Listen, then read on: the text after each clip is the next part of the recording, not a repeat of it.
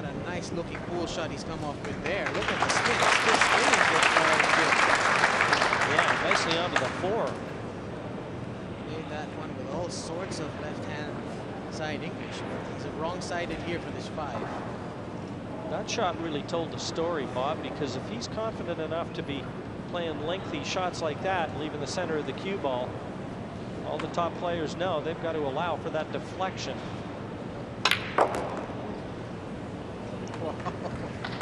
Got that cue ball on a string right now. Put some spicy English on that one. Here we'll see it again.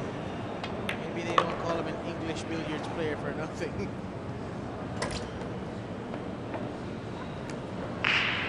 And again, he's got a little bit of work to do here, Jim. Yeah, not one of his better efforts. He's going to have to retrieve the situation with a good pot in the side pocket and get that cue ball back towards the middle of the table. Alok Kumar uses a snooker cue to play 9-ball. It's a John Paris snooker cue. It's very, very thin, but he generates tremendous amounts of spin. It looks like it's ash as well. Is it an ash cue? It's an ash cue. No, I'm sorry. It's not an ash cue. It's a maple cue. Meanwhile, well shot, the ball in hand. Could you please turn all mobile phones off? Thank you. Cue ball found its way into the side pocket. 9-ball sitting pretty for Drago, and with it, a 2-0 advantage. Alok Kumar now back to break. He's trailing 2-0. He just lost that last rack with an untimely scratch on the 8. See if he can get things back together. Medium speed break. He makes a ball, and although the Whites have done a bit of traveling, he has a shot on the 1. Oh, that's tailor-made, that break off, Bob. Another look at it. Obviously, playing with a snooker cue in 9-ball, the last thing you want to do is break off with a snooker cue. Far too thin. You risk damaging the ferrule. Breaks off with a pool cue, and quite effectively, I might add. Perhaps he is just a shade bit too straight here on this tube, though. Well, it really is. It has to be fair to say that he's had his opportunities. The in-off into the side pocket cost him the last rack. It looked like he was surging towards a 1-1 scoreline. That one basically gift wrapped for Drago. Now, does a 4-9 present a combination? If so, he just wants to screw this in and get around the right-hand side as we look of that 4. That's got to slam on the brakes. I think that'll be just about fine.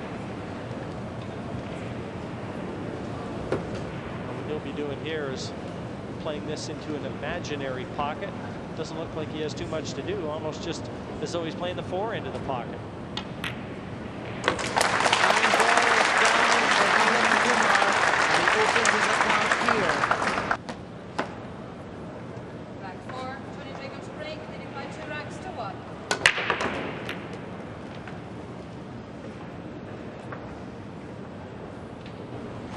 A shot on the 1. Yeah, but the problem, Bob, is that the 2 looks like it's in jail. Once more, the break off from Drago. Wing ball deposited. As you noted, a shot at the 1, but I really can't see him getting to the 2 here. Some nasty spin on this ball, but this is in the Philippines what we call self-defense. He snookered himself, and he's come up with a bit of magic here. The hand is raised. He knows it's a fluke, but it sure looks good, Jim. Yeah, the hand's raised, but he's happy he's still at the table.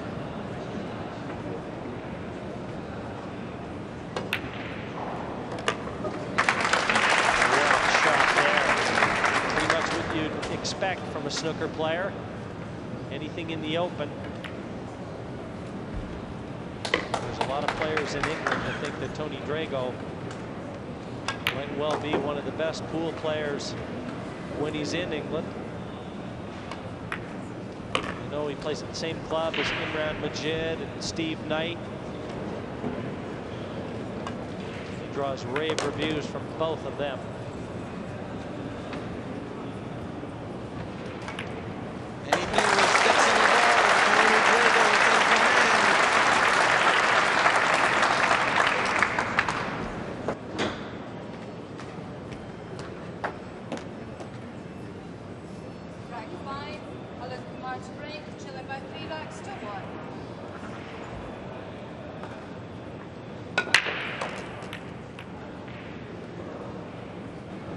believe me, you cannot write this guy off. I have seen Kumar play all season in the Asian 9-ball tour. Check out this very, very well-controlled break here. So what impresses me most about Alok Kumar is his mental toughness. He never gives up on any match, no matter what the score line is. And I guess you can't be a champion of a country with 1 billion people without having something behind the belt. What a nice shot there. If that 7 behaves.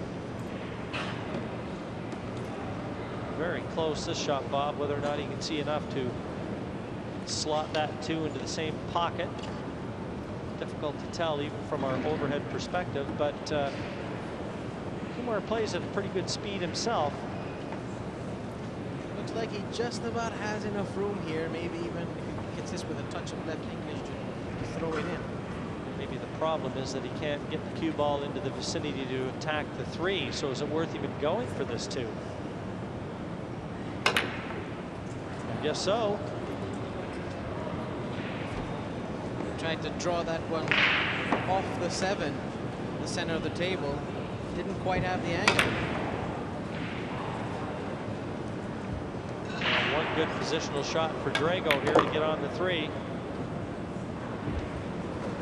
He was trying to get behind it, and I don't believe the 3-4 is offered.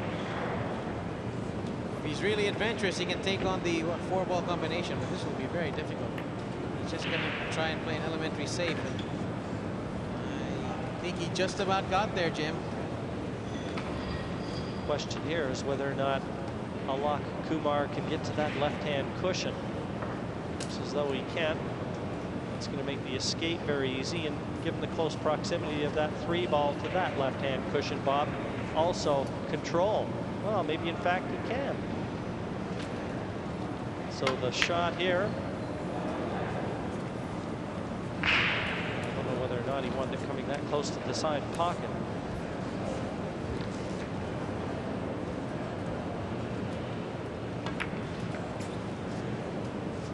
That's a great shot from Tony Drago. It's a nice spot, but he's left himself very thin cut on this 4 if he even takes it on. Or could he play a bank, or he could duck? So many options here. He's taken option number 2, run for the bank. Has he left himself a shot on the 5? Just about.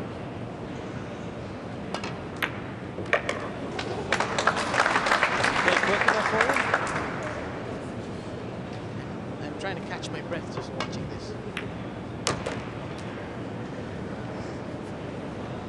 What a performance this is from Drago.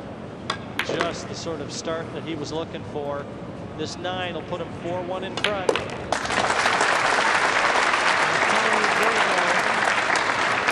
turning on the afterburners and is leading 4-1.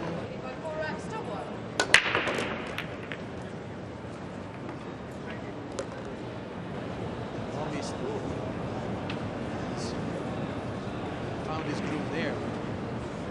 That's just a safety shot. You've got to get it in quick. Difficult to slice down the cushion. The problem may come in the form of that brown 7. 4-5, no issue.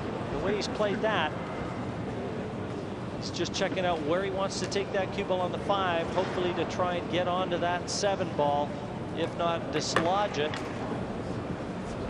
That looks pretty good. Here's the key shot of the rack.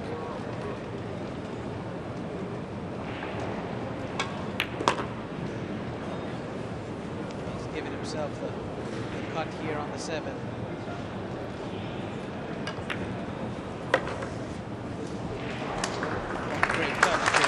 Scintillating stuff from Drago here.